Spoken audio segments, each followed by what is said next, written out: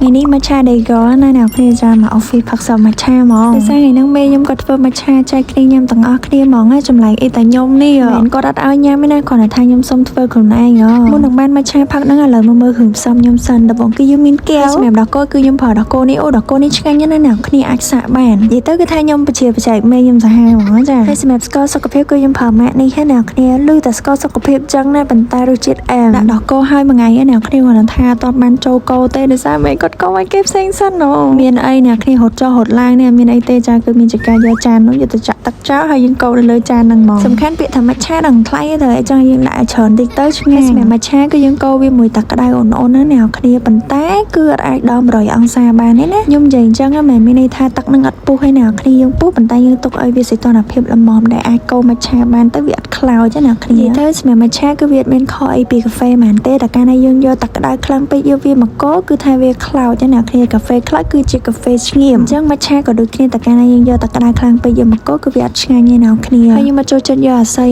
កោម៉ាក់ឆានេះយកមកកោឯណាគ្នាចូលចិត្តប្រើតែស្លាបព្រាហើយយើងកោម្សៅម៉ាក់ឆាជាមួយនឹងទឹកក្តៅលាយចូលគ្នាអស់ហើយចាំយើងដាក់ស្ករចូលណាគ្នាអានោះបើសិនជាយើងដាក់ម្សៅម៉ាក់ឆាហើយដាក់ស្ករក្នុងពេលតែមួយកោអត់បែកឯណាគ្នាហើយអត់ឆ្ងាញ់ទៀតហើយកោចាំតកកឡើងយូរណាគ្នាលើបានតកកយកមកដាក់ឯងពេលដាក់ចូលជាមួយដល់កោស្រស់នេះហើយគឺថាតំណងខ្លាំងមែនតើហ្មងណាគ្នាមើល texture layer គេហ្មងម៉ាក់ឆាខ្ញុំកោហើយគេថាឈ្ងុយមែនតើហ្មងណាគ្នាកោម៉ាក់ឆាហើយមានជាការគេចាប់ធ្វើរឿងនេះ Oh my god